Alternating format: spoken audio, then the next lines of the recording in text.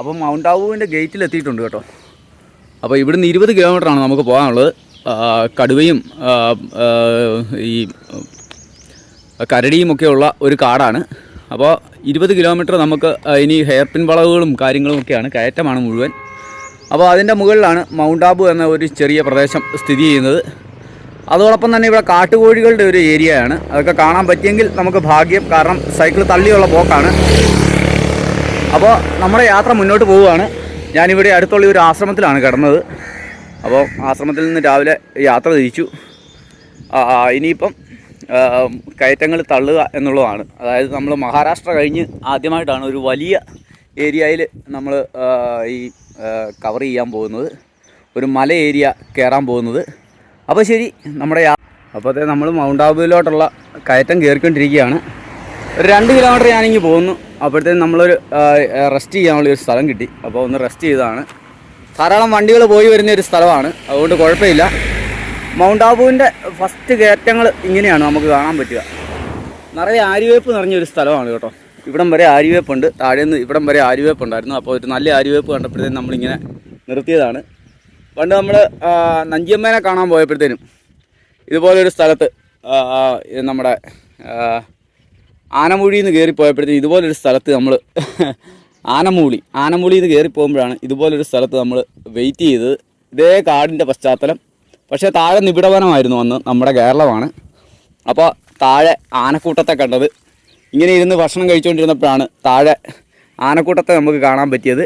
അതിൻ്റെ പഴയ വീഡിയോസ് കണ്ടു കഴിഞ്ഞാൽ നിങ്ങൾക്ക് അത് കാണാൻ പറ്റും. ഇവിടെ ഇങ്ങനെ രാവിലെ വന്ന് ഭക്ഷണം കഴിക്കാൻ വേണ്ടി ഇരുന്ന സ്ഥലത്ത് തൊട്ട് താഴെ ആനക്കൂട്ടം അറ്റാക്ക് ചെയ്തില്ല. നമ്മൾ വളരെ സ്മൂത്തായിട്ട് അന്നേരം തന്നെ കയറിപ്പോയി. അതുപോലത്തെ ഒരു പ്രതീതിയാണ് ഇവിടെയും കാണുന്നത്. പക്ഷേ ഇവിടെ വേനൽക്കാലമായതുകൊണ്ട് മരങ്ങളെല്ലാം ഉണങ്ങി നിൽക്കുന്ന ഒരു കാഴ്ചയാണ്. അപ്പോൾ പാറക്കൂട്ടങ്ങളാണ് കേട്ടോ. ഇത് മുഴുവൻ ഗ്രാനൈറ്റ് പാറകളാണ് കേട്ടോ.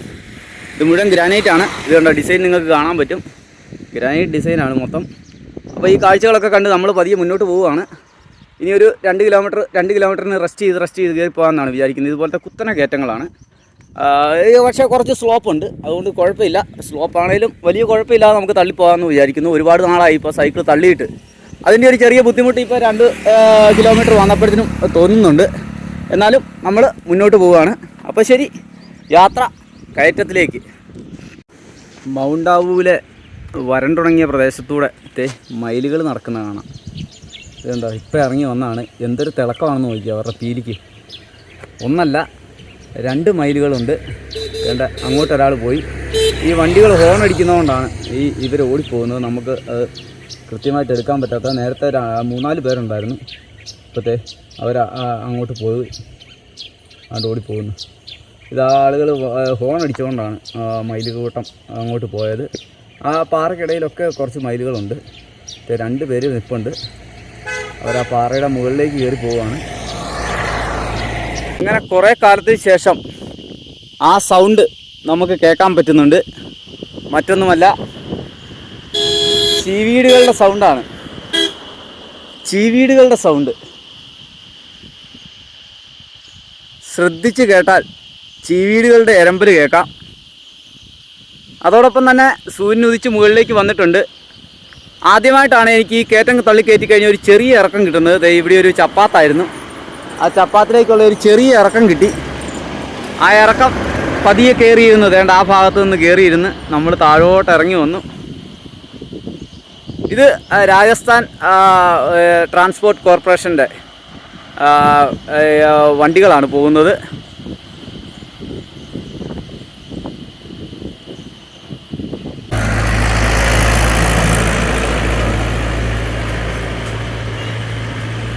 ഒരു ഗ്രാനൈറ്റ് പാറയാണ്. ഈ പാറയെ കട്ട് ചെയ്ത് പോളിഷ് ചെയ്ത് കഴിഞ്ഞാൽ നമ്മൾ വീടിൻ്റെ തറയിലിടുന്ന അല്ലെങ്കിൽ സ്ലാബുകളായിട്ട് ഉപയോഗിക്കുന്ന ഗ്രാനൈറ്റ് സ്ലാബുകളാവും. ഈ കാഴ്ച കുറേ നേരമായിട്ട് ഞാൻ കണ്ടുകൊണ്ടിരിക്കുകയാണ്. ഈ പ്രദേശങ്ങളിലെല്ലാം ഗ്രാനൈറ്റിൻ്റെ വലിയ ശേഖരമാണുള്ളത്. അതോടൊപ്പം തന്നെ നമ്മൾ ഗ്രാനൈറ്റിൻ്റെ ക്വാറികളിലേക്ക് പോകുന്നുണ്ട്. ഇന്നലെ കട്ടിങ് ഏരിയയൊക്കെ നമ്മൾ കണ്ടിരുന്നു. അത് രാജസ്ഥാനിലല്ല, ഗുജറാത്തിലായിരുന്നു. അപ്പോൾ രാജസ്ഥാൻ വണ്ടികളിങ്ങനെ മൗണ്ട് ആബു ലക്ഷ്യമാക്കി പൊയ്ക്കൊണ്ടിരിക്കുകയാണ്.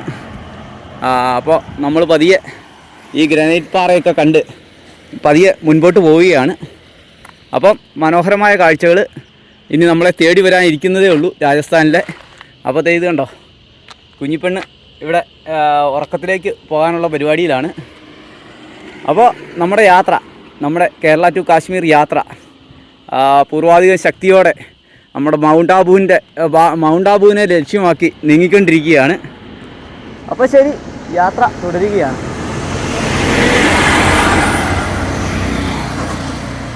അപ്പോഴത്തെ മൗണ്ട് ആബു റോഡിൽ കൂടെ നമ്മൾ ചുരം കയറി പൊയ്ക്കൊണ്ടിരിക്കുമ്പോൾ കാണുന്ന കാഴ്ചയെന്ന് പറഞ്ഞാൽ കണിക്കൊന്ന പൂത്ത് നിൽക്കുന്നതാണ്. ഈ ചെരുവിൽ ഒരു കണിക്കൊന്ന പൂത്ത് നിൽക്കുന്നു. നമ്മുടെ നാട്ടിൽ കണിക്കൊന്നയൊക്കെ പൂത്ത് പൊഴിഞ്ഞ സമയമായി. അപ്പോൾ ഈ ചുരമ്പാത കയറിയാണ് ഞാനിങ്ങോട്ട് വന്നത്. അപ്പോൾ അതിൻ്റെ താഴെയുള്ള ഒരു പട്ടണമാണ് ആ കാണുന്നത്. ആ ഒരു ചെറിയ ടൗണിൽ നിന്നാണ് നമ്മൾ ഇങ്ങോട്ട് കയറി വന്നത്. ആ പട്ടണത്തിന് സമീപത്തുള്ള ഒരു ക്ഷേത്രത്തിലാണ് ഇന്നലെ നമ്മൾ തങ്ങിയത്. അപ്പോൾ നമുക്ക് കാണാൻ പറ്റുന്നത് ചുരമ്പാത കയറി വരുന്ന വാഹനങ്ങളാണ്. ഇതുണ്ട്, ആ സൈഡിലൂടെയാണ് ആ ചുരമ്പാത കടന്നു വരുന്നത്. അപ്പോൾ പട്ടണത്തിൻ്റെ കാഴ്ചകളും എല്ലാം കാണാൻ പറ്റുന്ന ഒരു പ്രദേശത്താണ് ഞാനിപ്പോൾ നിൽക്കുന്നത്. അതോടൊപ്പം തന്നെ താഴെ ഒരു തടാകം കാണാം.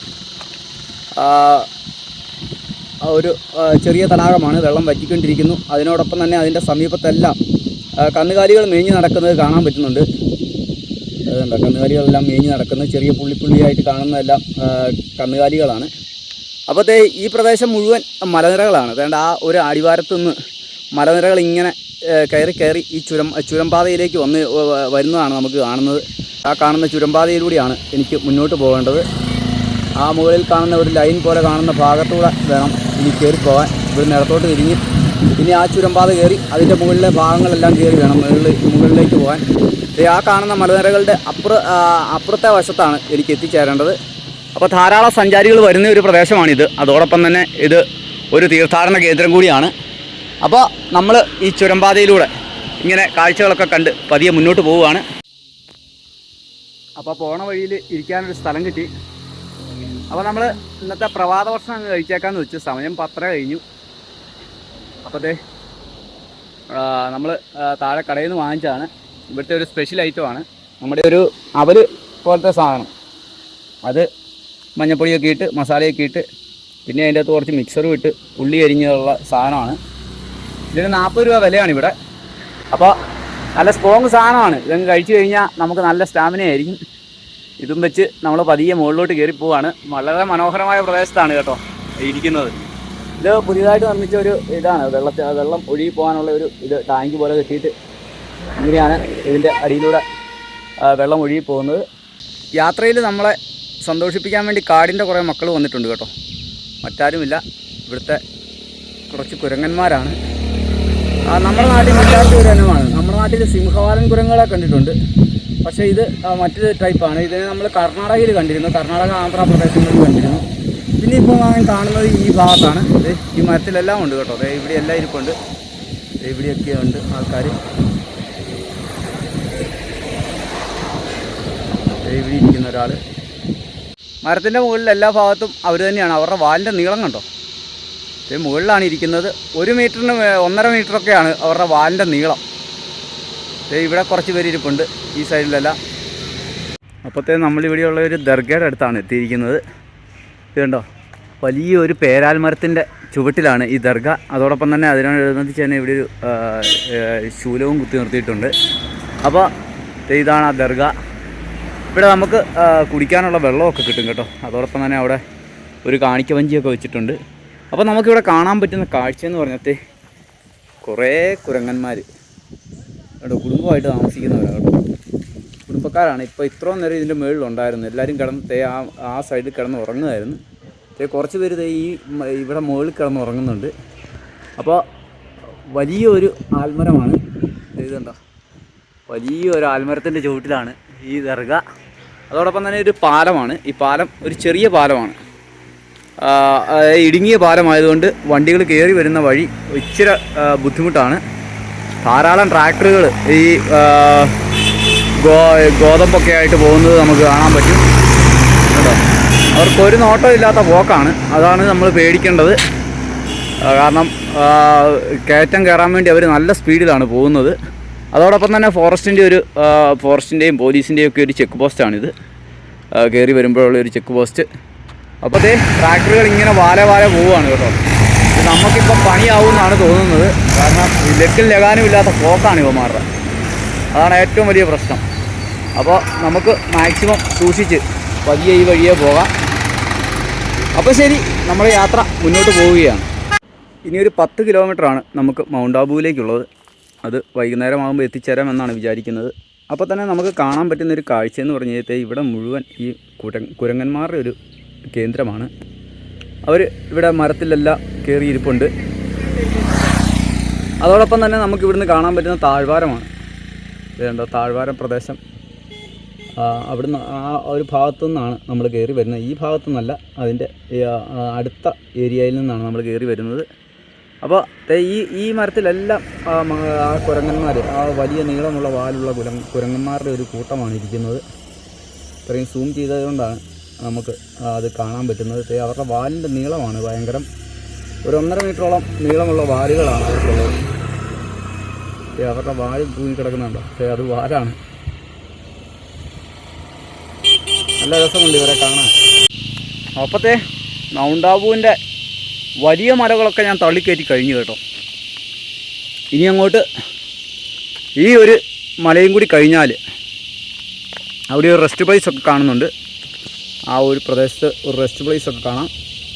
അപ്പോൾ അത് കഴിഞ്ഞാൽ നമ്മൾ കുത്തനെയുള്ള ഇറക്കങ്ങളാണ് ഇറങ്ങേണ്ടത്. അവിടെ നിന്ന് ഇറങ്ങി ഈ കാണുന്ന വഴിയിലൂടെ വേണം പോകാൻ. ഇതുണ്ടോ വളഞ്ഞു കിടക്കുന്ന വഴി കണ്ടോ? ഈ വഴിയിലൂടെ പോകാം. അത് ഇറക്കമാണ്. അത് കഴിഞ്ഞിട്ട് ആ മല കയറി ഇറങ്ങിയാലാണ് മൗണ്ട് ആബുവിൽ എത്തുന്നത്. എനിക്ക് തോന്നുന്നു ഇപ്പോൾ വലിയ മലകളൊക്കെ കഴിഞ്ഞു എന്ന് തോന്നുന്നു. ഇനിയിപ്പോഴത്തെ അതിലെ ഒരു വഴി കാണുന്നുണ്ട്. ആ വഴിയാണെന്ന് തോന്നുന്നു ഇറങ്ങി വരേണ്ടത്. ആ വഴി തന്നെയാണ്. ഈ വഴി ഇങ്ങനെ പോയിട്ട് അതിലേ വേണം ഇറങ്ങി വരാൻ. അങ്ങ് അകലെ കാണുന്ന ആ വഴിയെ. അപ്പോൾ നമ്മൾ ഈ വഴിയെ പതിയെ പോവുകയാണ്. അപ്പോൾ കയറി വരുമ്പോഴത്തേനും മലനിരയിലെ ഒരു ഡിസൈൻ കണ്ടോ? ഒരു മേഘം വന്ന് നിൽക്കുന്നതുകൊണ്ട് മലയുടെ അത്രയും ഭാഗം കറുത്ത് കിടക്കുന്നു. ഇതുണ്ടോ? ഒരു മേഘം മേളിൽ നിൽക്കുന്നതിൻ്റെ ആ നിഴലാണ്. ബാക്കി മൊത്തം കരിഞ്ഞുണങ്ങിയ ആ ഒരു രീതിയിൽ തന്നെ നിൽക്കുന്നു. ആ ഒരു മേളിൽ കാണുന്ന ഈ മേഘം, ഈ കാണുന്ന മേഘത്തിൻ്റെ നിഴലാണ് ആ കാണുന്നത്. അപ്പോൾ ഇതാണ് നമ്മുടെ ബൈബിളിൽ പറയുന്നത് വെയിലിൽ മേഘമായിട്ട് വന്നെന്ന് പറയുന്നത്. ആ ഒരു മേഘം നിൽക്കുന്നതിൻ്റെ ആ സൂര്യപ്രകാശം അടിക്കുമ്പോൾ ഉള്ള ആ നിഴലാണ് ആ മലയുടെ മുകളിലെ ഒരു തണലായിട്ട് നിൽക്കുന്നത്. ഇതുപോലെ തന്നെയായിരിക്കും ഇനി നമ്മുടെ യാത്രകളിലും. ഇതുപോലുള്ള മേഘങ്ങൾ വന്ന് നിറഞ്ഞിട്ട് നമുക്ക് തണൽ കിട്ടട്ടെ മരുഭൂമിയിൽ നിന്ന് ഞാൻ പ്രാർത്ഥിക്കുകയാണ്. അപ്പോഴത്തെ നമ്മുടെ യാത്ര ഇങ്ങനെ മലനിരകളെ കീഴടക്കിക്കൊണ്ട് മൗണ്ട് ആബുവിലേക്ക് പൊയ്ക്കൊണ്ടിരിക്കുകയാണ്.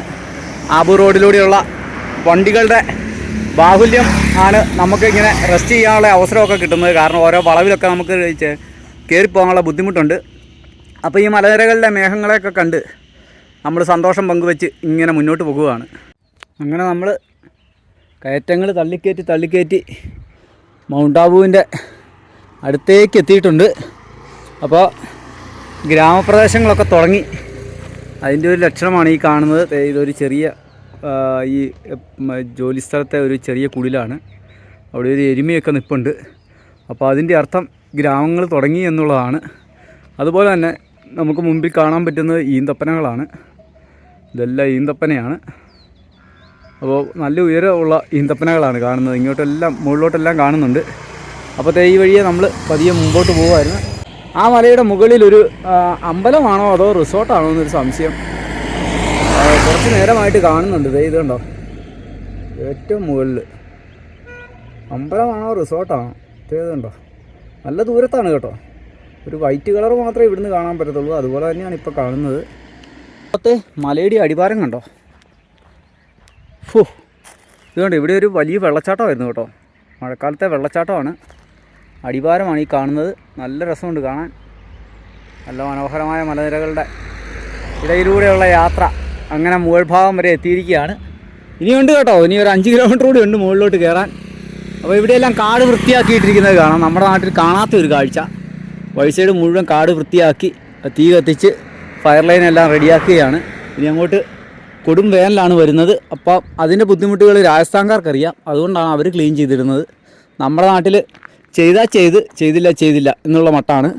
കാരണം ഞാൻ ഒരു സീസണിൽ പോയി യാത്ര ചെയ്തിട്ട് നമ്മൾ അനുഭവിച്ചതാണ്. അപ്പോൾ നമ്മുടെ ഫോറസ്റ്റ് ഉദ്യോഗസ്ഥരും കുറച്ച് കാര്യക്ഷമമായി പ്രവർത്തിക്കണം. വനം വകുപ്പൊക്കെ പോക്കറ്റ് കാശിടാതെ അതൊക്കെ കാട്ടിലൊക്കെ പ്രയോജനം ചെയ്യിക്കണം എന്ന് കൂടെ ഈ അവസരത്തിൽ ഞാൻ പറയുകയാണ്. കാരണം നമ്മൾ നമ്മുടെ യാത്രയിൽ കണ്ടതാണ്. ഇപ്പം താമരശ്ശേരി ചുരമാണേലും എല്ലാം കാട് പിടിച്ച് കിടന്നിട്ട് കാടിനുള്ളിലൂടെ, അതായത് പുല്ല് പിടിച്ച് കിടക്കുന്നതിൻ്റെ ഇടയിലൂടെ, അതുപോലെ തന്നെ ശബരിമലയിൽ സീസണിലാണ് ഞാൻ യാത്ര ചെയ്തത്. അപ്പോഴെല്ലാം നമ്മൾ കണ്ടത് തികച്ചും വൃത്തിഹീനമായി കിടക്കുന്ന കാടിൻ്റെ പരിസരമാണ്. അതായത് മുഴുവൻ റോഡിൻ്റെ സൈഡ് ക്ലീൻ ചെയ്യാതെ മൊത്തം കാട് പിടിച്ച് കിടക്കുന്ന, അതിനിടയിലൂടെയാണ് ഈ അയ്യപ്പന്മാരൊക്കെ നടന്നു പോയിക്കൊണ്ടിരുന്നത്. പിന്നെ അന്നേരം അവിടെ ഇരുന്ന് അഹങ്കരിക്കുമായിരുന്നു, കാനനപാതയിലൂടെയാണ് പോകുന്നതെന്ന്. ഇതൊക്കെ മോശമാണ്. ഈ വിശ്വാസമില്ലാത്തവർ എന്തിനാണ് ഭരിക്കാനിരിക്കുന്നത് ഇതൊക്കെ? അപ്പോഴത്തെ നമ്മൾ മൗണ്ട് ആബുവിൻ്റെ മലനിരകളുടെ മുകളിലാണ്. ഏറ്റവും അവസാനം കാണുന്ന മലയുടെ അടിവാരത്തുള്ള ഗ്രാമത്തിൽ നിന്നാണ് ആബു റോഡ്. അവിടെ നിന്നാണ് നമ്മൾ കയറി വരുന്നത്. അപ്പോഴത്തെ ഇത് കണ്ടോ, ഇതാണ് ആ മൗണ്ട് ആബുവിൻ്റെ ഏറ്റവും മുകളിലെ കൊടുമുടി. ഇതാണ്. അതിൻ്റെ അപ്പുറത്ത് മറ്റൊരു കൊടുമുടിയുണ്ട്. പക്ഷേ ഇതാണ് ഹൈറ്റ് കൂടുതലെന്നാണ് എനിക്ക് തോന്നുന്നത്. ഇവിടുന്ന് കാണുന്ന കാഴ്ച ഈ കൊടുമുടി ഏറ്റവും ഹൈറ്റിൽ നിൽക്കുന്നതായിട്ടാണ്. ഇനിയിപ്പോൾ അതിൻ്റെ മുകളിലുണ്ടോ എന്നറിയില്ല. ഏതൊക്കെയാലും നമ്മളിവിടം വരെ എത്തിയിട്ടുണ്ട്.